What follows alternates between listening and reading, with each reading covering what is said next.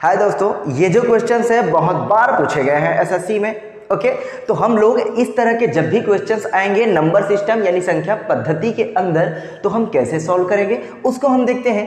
एक संख्या है, उससे 4 कम है और वो अपनी उसी संख्या से 21 गुना ज्यादा है, तो वह संख्या कौन सी होगी?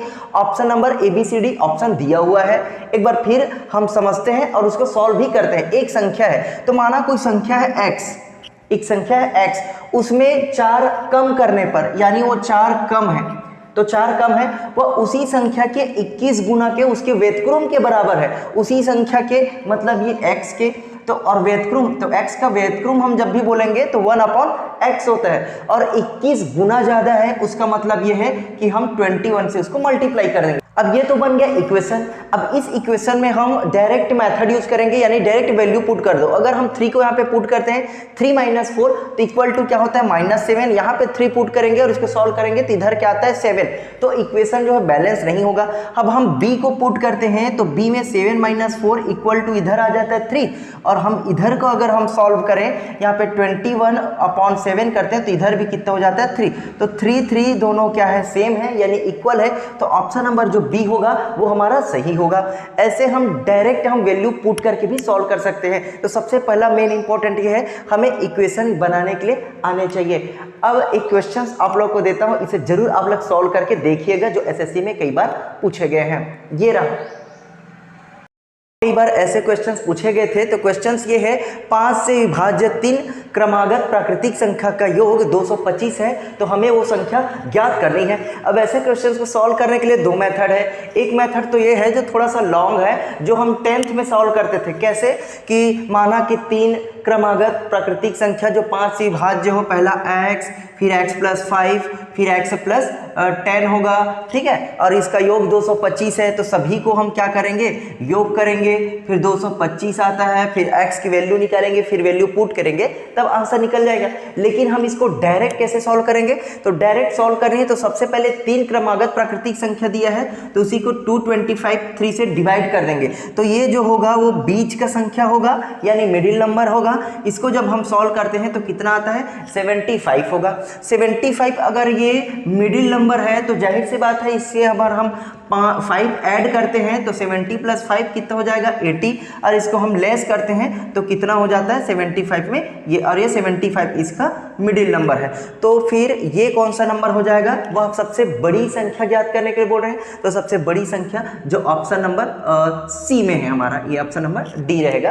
तो ऐसे कई क्वेश्चन पूछे जाते हैं इससे रिलेटेड क्वेश्चन। और अनजाने हो तुम जो बेगाने हो, तुम जो पहचाने लगती हो क्यों, तुम गहरी नींदों में। सॉरी, हम क्वेश्चन सॉल्व करेंगे। ये जो क्वेश्चंस हैं वो एसएससी में कई बार पूछे गए हैं और ऐसे क्वेश्चंस कई बार पूछते हैं। तो हम कैसे सॉल्व करेंगे? क्वेश्चंस को पहले अच्छे से रीड और अंडरस्टैंडिंग दोनों करते हैं। क्वेश्चंस ये है कि एक क्लास है और इस क्लास में 20% अगर छात्रों की संख्या को बढ़ा दिया जाए तो कितना हो जाता है? 66 हो जाता है, 66 हो जाता है।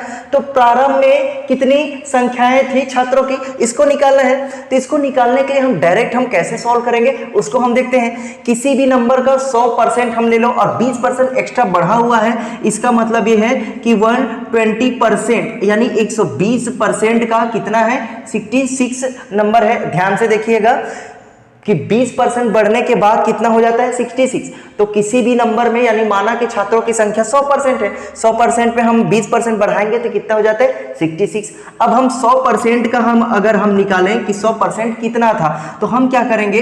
इसको हम सॉल्व कर देंगे। 100 से हम इसको मल्टीप्लाई करेंगे, ये जो 66 है, और अपॉन कितना हो जाएगा? 120। 1010 इसको सॉल्व करेंगे और 3 से काट दो, है ना। 3 4 जा, यहाँ पे 3 2 जा, 3 2 जा, उसको हम मल्टीप्लाई करेंगे 220/4। इसको जब हम सॉल्व करेंगे तो 55, जो हमारे ऑप्शन नंबर सी में है। ऐसे क्वेश्चंस कई बार पूछे जाते हैं एग्जाम में एसएससी के। तो और क्वेश्चन देखिए, ऐसे क्वेश्चंस कई बार पूछे जाते हैं। तो कैसे सॉल्व करेंगे? क्वेश्चंस ये है, कोई संख्या है, उस संख्या का 3/4 उस संख्या के 1/6 से 7 अधिक है, तो वही संख्या का 5/3 कितना होगा, उसको हमें सॉल्व करनी है। ऐसे क्वेश्चन को सॉल्व करने के लिए सबसे पहले हमें इक्वेशन बनाना पड़ेगा। इक्वेशन ये है कि 3/4, तो माना कि वह संख्या क्या है? x है, तो x को हम क्या करेंगे? 3x/4 4 कर देते हैं। तो 3x/4 करेंगे तो इक्वल उस संख्या के 1/6 जो है, तो उसी संख्या का x इंटू 1/6 प्लस 7 क्यों? क्योंकि वो 7 अधिक है बोल रहे हैं। अब हमें दोनों इक्वेशन को अब सॉल्व करेंगे तो डायरेक्ट हम वैल्यू पुट कर देंगे। यहाँ पे जिस वैल्यू पुट होगा वो हमारा x की वैल्यू होगा। जैसे हम x की जगह पे हम 50 रखते हैं तो वो डिवाइड नहीं हो रहा है। ऐसे हम देखेंगे जैसे हम 12 रखते हैं तो 3 इंटू 12/4, यहाँ भी 12 इंटू सीधे 6 प्लस 7 कर दो। इसको हम सॉल्व करेंगे 4 4 3 3 3 जा 9 इक्वल टू 6 2 जा 7 प्लस 2 9। तो यहाँ पे हमारा x का वैल्यू कितना निकल जाता है? 12 निकलता है। और x का वैल्यू जैसे 12 है तो 12 का 5/3, तो 5/3 तो 12 और 5/3 मतलब 5/3 कितना होगा? इसको सॉल्व करेंगे तो 3 1 जा 3 और 3 4 जा 5 चौक 20, 20 आ रहा है। तो हमारा ऑप्शन नंबर जो 3 है वो सही होगा।